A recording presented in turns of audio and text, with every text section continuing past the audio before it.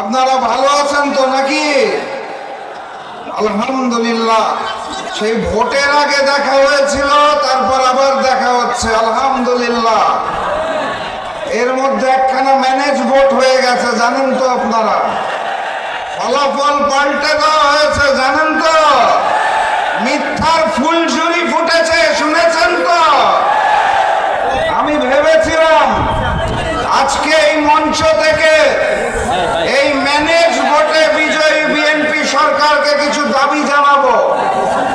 আমি ভেবেছিলাম ভোলা এবং বরিশালের মধ্যে একটি সেতু দরকার, এই দাবি জানাবো। আমি ভেবেছিলাম ভাঙ্গা থেকে কুয়াকাটা পর্যন্ত 6 লেনের রাস্তা দরকার, এই দাবি জানাবো। আমি ভেবেছিলাম রেল লাইন দরকার, সেই দাবি জানাবো। আমি ভেবেছিলাম পাইপ লাইনের মাধ্যমে বরিশালের প্রাকৃতিক গ্যাস প্রয়োজন, সেই দাবি জানাবো। তারপর মনে হলো কার কাছে দাবি জানাবো? দাবিটা বলবো কার কাছে? যারা ক্ষমতায় এসে মানুষের শরীরের অঙ্গ প্রত্যঙ্গে চাপ দিয়ে চাঁদা দাবি করে, তাদের কাছে দাবি করতে চাই না। দাবি করব কার কাছে? মাননীয় প্রধানমন্ত্রীর কাছে, যিনি ক্ষমতায় আসার আগে গণভোটে হাকে জয়যুক্ত করতে বলে ক্ষমতায় এসে এখন আর গণভোট মানেন না। দাবি করব কি আমি স্বরাষ্ট্রমন্ত্রীর কাছে, যিনি পবিত্র সংসদে দাঁড়িয়ে স্পষ্ট ভাষায় বলেছেন যদি নির্বাচন পিছিয়ে যায় এই কারণে আপোষ করেছি, গণভোটকে তখন মেনেছিলাম, এখন মানি না। দাবি করব আমি কার কাছে? যেই দেশের সড়ক পরিবহন মন্ত্রী পবিত্র সংসদে দাঁড়িয়ে বলে টোল মওকুফের কথা বলেছিলাম যাতে বেশি বেশি ভোট পাই, আসলে মওকুফ করব না। আমি দাবি করব কার কাছে? যেই সরকারের স্থানীয় সরকার মন্ত্রী বলে তারা নাকি কোনোদিন সংবিধান সংস্কারের কথা উচ্চারণই করেন নাই, অথচ বিএনপির 31 দফার মধ্যে প্রথম দফাতেই বলা ছিল সংবিধান সংস্কার করার কথা। দাবি আমি কার কাছে জানাবো?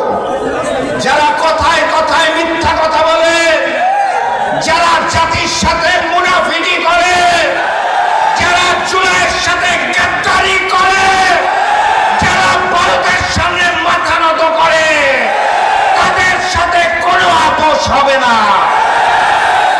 সংগ্রামী সাথী এবং বন্ধুগণ, একজন জ্ঞানী মানুষ তার সাম্প্রতিক বক্তব্যের মাধ্যমে যার ওয়াদার ঠিক নাই তার কোনো ধর্মই নাই। জ্ঞানী মানুষটার নাম জানেন? মাননীয় প্রধানমন্ত্রী জনাব তারেক রহমান। ওনাকে বিনয়ের সাথে বলতে চাই, আপনি নিজেই ওয়াদার বরখেলাপ করেছেন, আপনার মন্ত্রীরা ওয়াদার বরখেলাপ করেছে। অতএব আপনার ভাষ্য মতে আপনি সব আপনার মন্ত্রীদের কোনো ধর্ম নাই। আমি বলছি না, মাননীয় প্রধানমন্ত্রী বলেছেন, সাংবাদিকরা সাক্ষ্য থাকবে। সংগ্রামী সাথী এবং বন্ধুগণ, কথাবার্তা পরিষ্কার ভাবে বলতে চাই, ওই ভারতের এক নেত্রী প্রিয়াঙ্কা গান্ধী সম্প্রতি তাদের সংসদে বলেছে 71 সালে পাকিস্তানের শক্তিকে দুর্বল করার জন্য ভারত যুদ্ধে সমর্থন দিয়ে বাংলাদেশ সৃষ্টি করেছে। ভারত আমাদের সহযোগিতা করার জন্য পাশে ছিল না, বন্ধুত্বের জন্য পাশে ছিল না, পাকিস্তানকে দুর্বল করতে চেয়েছিল, বাংলাদেশকে শোষণ করতে চেয়েছিল, বাংলাদেশকে করদ রাজ্য বানাতে চেয়েছিল। সেই ভারতের তিলকওয়ালী মুখ্যমন্ত্রী ফ্যাসিস্ট জুলাই গণঅভ্যুত্থানের পর তার নিজের দেশ ভারতে পালিয়ে গেছে। এই বরিশালবাসী 2024 সালের জুলাই মাসের 18 তারিখে উই রিভল্ট বলে রাস্তায় নেমে এসেছিল। 2 বছর পর আজকে আরেক 18 তারিখ আমি 11 দলের মঞ্চ থেকে আপনাদের ঘোষণা দিয়ে যেতে চাই, মুনাফেকদের আমরা রাষ্ট্রীয় ক্ষমতায় দেখতে চাই না। বিপ্লব অনিবার্য। প্রস্তুত আছেন?